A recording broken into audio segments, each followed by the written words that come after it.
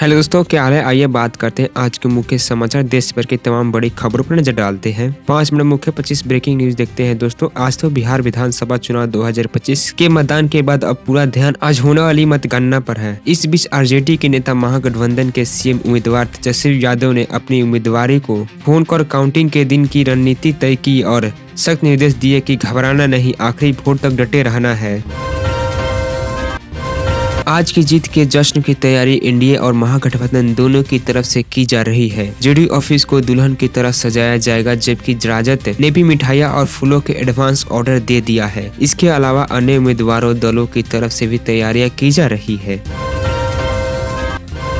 बिहार विधानसभा चुनाव 2025 का दूसरा चरण पूरी तरह सियासी जोश और रणनीति के टक्कर वाला रहा है। एनडीए और महागठबंधन दोनों ही अंतिम बार नई स्वीकार हार के मूड में चुनाव मैदान में उतरे हैं। सेकेंड फेज में सबसे ज्यादा नजर 3 इलाकों पर रही। शाहबाद, मगध और सीमांचल, इन तीनों रेंज में मतदान प्रतिशत भी अधिक रहा है और क्यास लगाया जा रहा है कि यहीं से तय होगा सत्ता की चाबी किसके हाथ में जाएगी।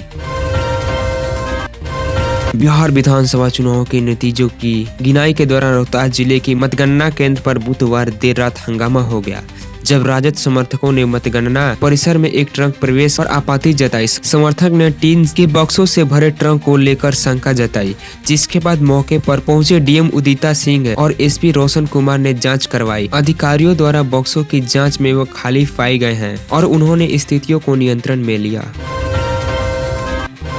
बिहार विधानसभा चुनाव 2025 की काउंटिंग की तैयारी तेजी हो गई है। सीवान जिला निर्वाचन अधिकारी डॉक्टर आदित्य प्रकाश ने निष्पक्ष काउंटिंग सुनिश्चित करने का निर्देश दिए हैं।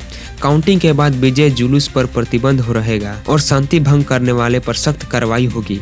एसपी मनोज तिवारी ने कहा कि अफवाह फैलाने वालों और हुड़दंगइयों पर कड़ी नजर रखी जाएगी।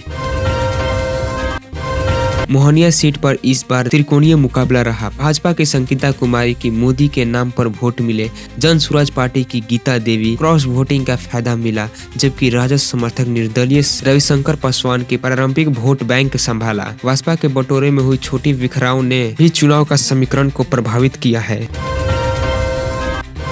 डिजिटल पेमेंट जगत में बड़ी हलचल मचाने वाली खबर आई है। फोन पे ने अब ओपन एआई के साथ हाथ मिलाया ताकि भारतीय यूजर को चैट जीपीटी एआई की ताकत सीधे उनकी मोबाइल ऐप में मिल सके। इस समझदारी के बाद फोन पे यूजर्स ने सिर्फ एआई चैट्स असिस्टेंट का अनुभव ले पाएंगे, बल्कि अपने रोजमर्रा के कामों को आसान बना सकेंगे।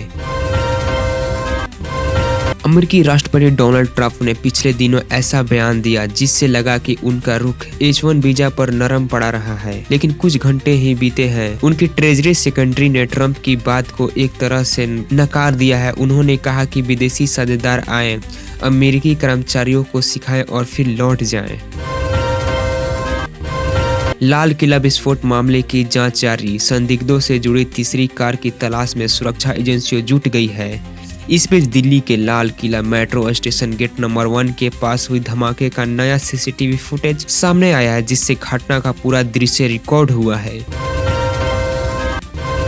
सरकारी कंपनी कोचिंग शिपयार्ड के 3 माही नतीजों ने शेयर बाजार में हलचल मचा दी है। जहां निवेशक मजबूत प्रदर्शन की उम्मीद कर रहे थे, वहीं कंपनी के नतीजे उम्मीदों के बिल्कुल उलट निकली। राजस्व और मुनाफे में गिरावट के साथ शेयरों में 8% तक तेजी की गिरावट आई, जिसने बाजार को चौंका दिया है। खर्चा में अचानक हुई बढ़ोतरी ने कंपनी की कमाई पर सीधा असर डाला है। अब सबकी निगाहें आने वाले 3 माही नतीजों पर टिकी है कि क्या कोचिन शिपयार्ड वापसी कर पाएगा।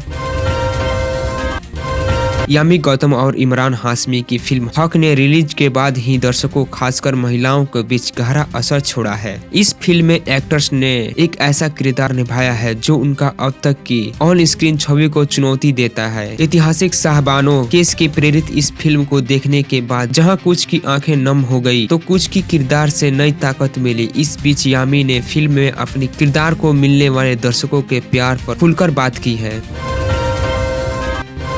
बिहार जीविका भर्ती के लिए आवेदन करने वाले कैंडिडेट्स का इंतजार खत्म हो गया। बिहार ग्रामीण BRLPS के तरफ से जीविका भर्ती परीक्षा के एडमिट कार्ड जारी हो गया है।